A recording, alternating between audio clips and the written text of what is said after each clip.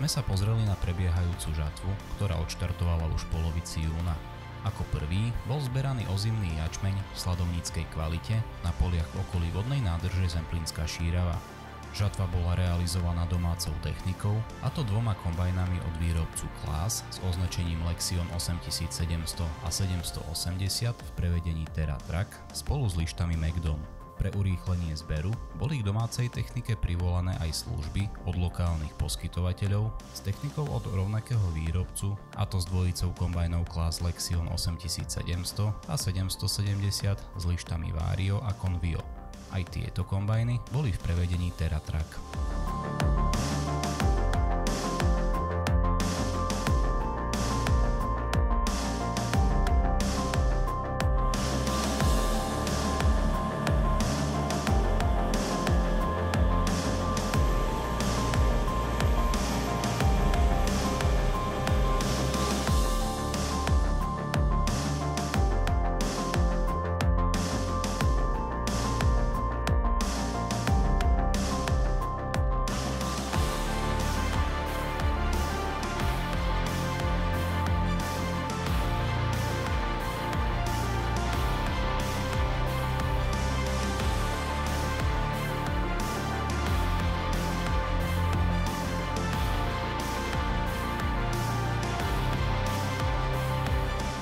Ozimný jačmeň patrí už niekoľko rokov medzi hlavné pestované plodiny v našom podniku. Tento rok si svoje miesto našiel na výmere s rozlohou 300 hektárov. Odroda Casanova, ktorá patrí medzi skoré odrody, je primárne určená na produkciu sladu, ktorý je hlavnou surovinou pre výrobu piva. Aj preto je táto odroda najpestovanejšou a preferovaná sladovňami a pivovarmi na celom území Slovenska. Preto bolo nutné zozbierať úrodu tak, aby nebola vystavená zlým poveternostným podmienkam, čo by znižovalo jej kvalitatívne hodnoty a malo vplyv aj na jej finálnu cenu.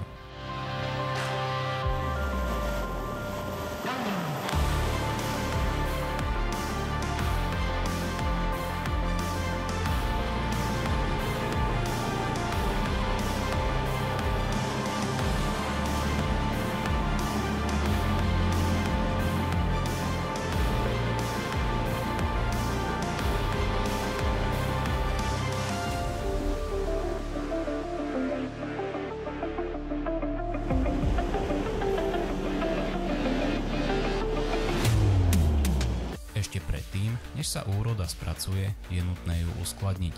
Po odvážení a odobratí vzorky sa obsah uskladní do jedného zo skladovacích priestorov, ktorými podnik disponuje. Aby sa využila celá úložná plocha, je nutné obsah rozhrňať. Teleskopický nakladač s rozhrňacím štítom sa počas skladovania komodít o túto úlohu staral. Každá ďalšia fúra, ktorá je domácou technikou zvážaná do skladovacích priestorov, tak získava ďalší priestor pre jej uskladnenie. Obsah je tak uložený v suchých priestoroch až do momentu jeho predaja.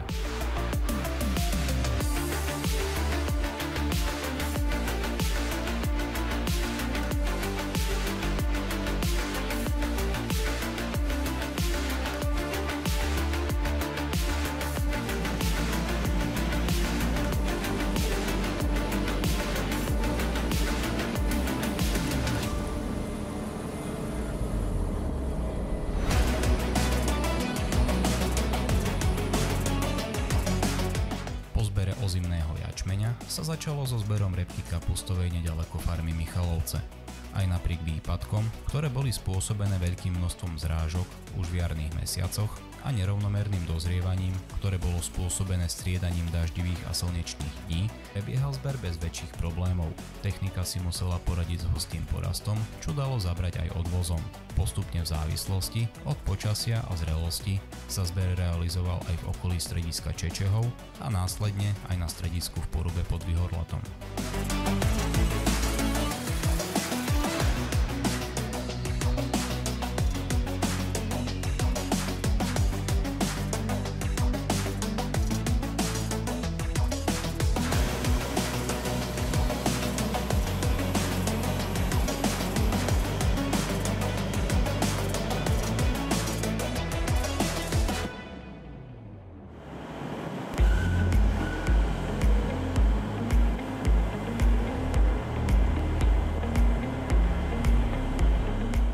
Zatiaľ čo prebiehal zber repky kapustovej na stredisku farmy Michalovce, bol vyvážaný sladovnícky jačmeň jedným našim odberateľom, ktorým je Michalovská sladovňa.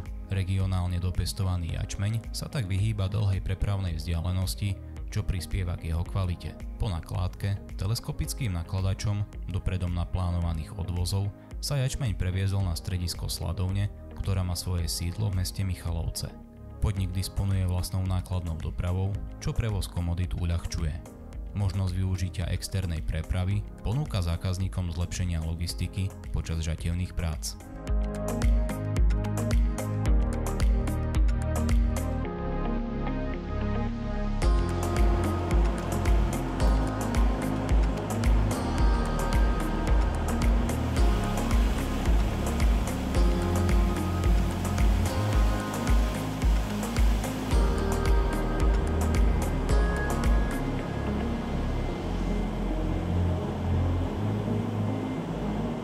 Po naskladnení sa jačmeň podrobí analýzam a testom, ktoré následne poukážu na jeho hodnoty. Následne je sieťou dopravníkov prepravený do nádoby, kde sa mieša s vodou. Tento proces sa nazýva máčanie jačmeňa. Po máčaní je obsah premiestnený dopravníkom na zariadenie, kde sa obsah rozpriestrie na rovnomernú vrstvu. V tomto kroku prebieha proces vymáčania, kde sa odstráni prebytočná voda. Následne v niekoľkých štádiách pri optimálnej teplote prebieha proces klíčenia. V tomto procese zrná jačmeňa naklíčia a tým sa približuje k svojej finálnej podobe sladu. Po naklíčení prejde obsah procesom hvózdenia, kde sú naklíčené zrná vysokou teplotou zbavené klíčkou. Celý proces výroby je monitorovaný modernou technikou na veliacom stredisku. Nová výrobná linka bola v posledných rokoch budovaná tak, aby spĺňala požiadavky dnešného trhu.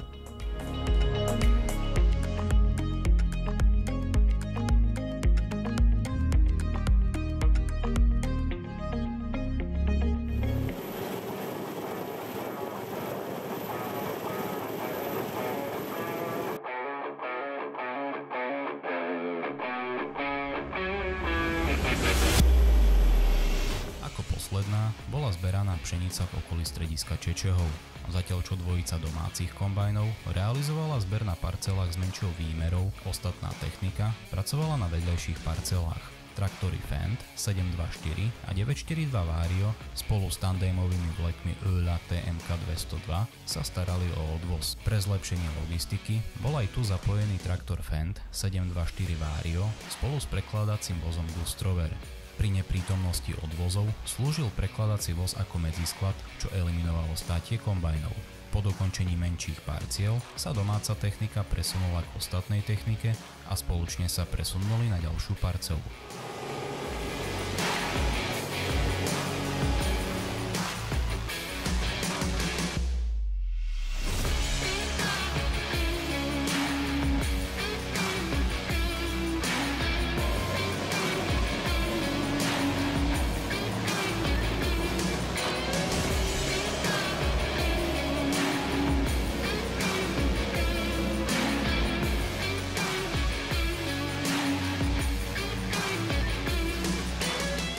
Presune techniky do okolia Michaloviec sa pokračovalo so zberom pšenice ďalej.